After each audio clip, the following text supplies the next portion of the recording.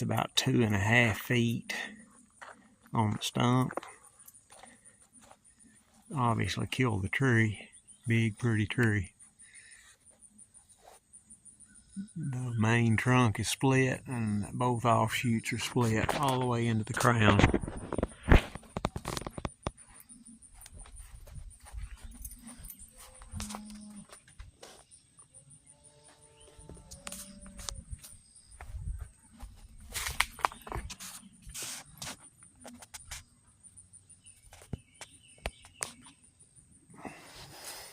Bark is just peeled back off of it.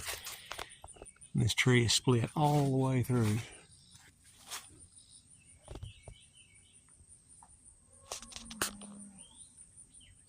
I was involved with the planning of this about 40 years ago, 35 years ago.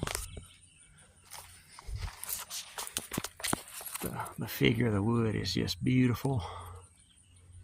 And all this bark is, my dad said you just put it back on there and glue it back on the tree.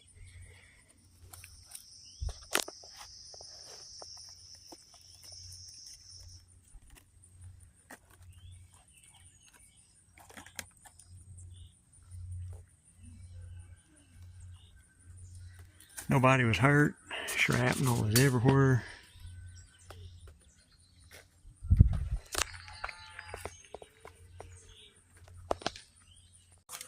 Put the tape on it.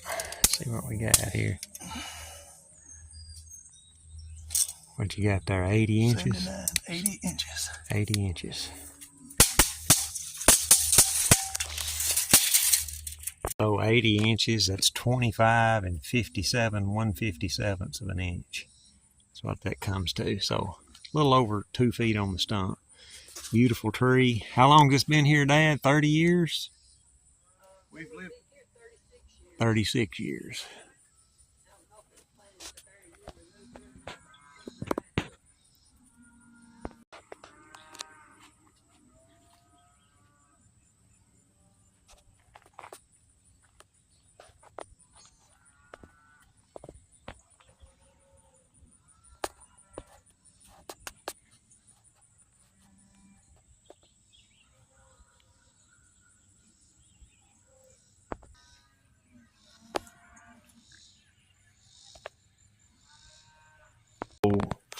July the 16th of 2025 is when this lightning hit the tree out here in the yard. And then this is July the 16th of 2002 in the same general area.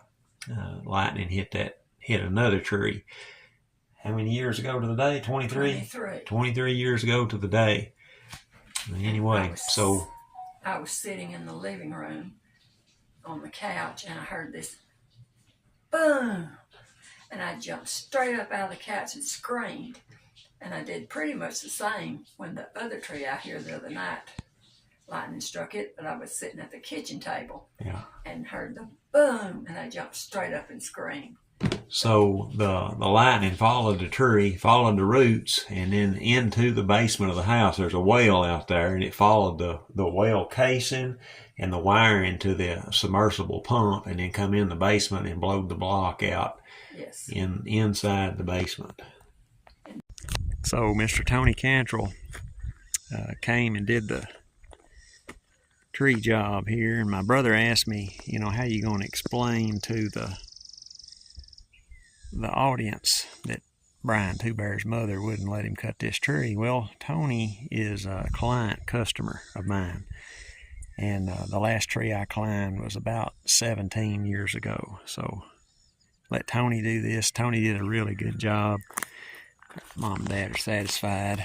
Look at his stump. You can tell a lot about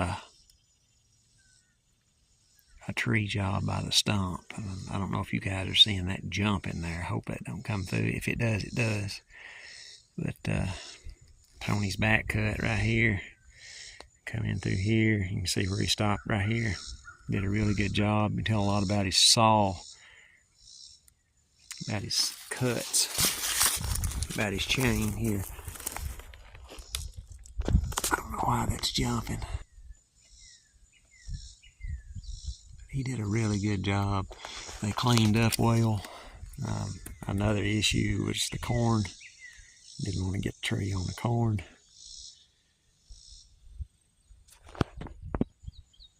So this is Tony Cantrell, Tony's Tree Service. So look at the log. Of course, this is lightning hit. I hope you're getting that. I don't know why my camera's jumping like that.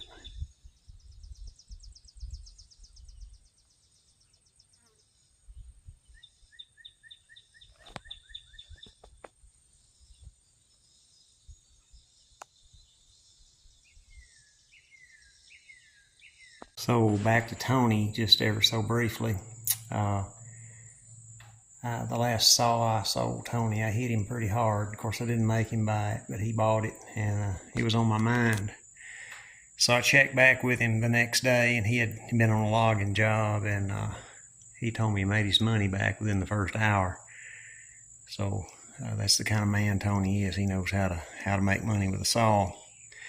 So this is my dad's Kodiak bush hog, 7-footer.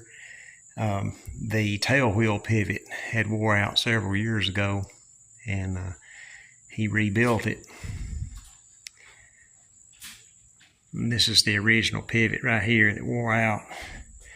So Dad machined a bushing and turned the spindle itself and machined this piece here. And of course, you see the double alamites. And we had a seizure, and I took her down and polished it and put it all back together. And that's kind of what I was doing, getting this back in business and get back to bush hogging. You know, I do more than, you know, the majority of the stuff you see on the channel. Sometimes I share it, and anyway, I wanted to share that. A big part of my dad's life as a tool maker and machinist, and that spills over into everything we do, into the farm, into the neighbors, whether it be bulldozers, tractors, and our own farm equipment. And that's one of the things that he's made, as well as engineering and building this equipment shed, which is it was a pretty awesome undertaking itself.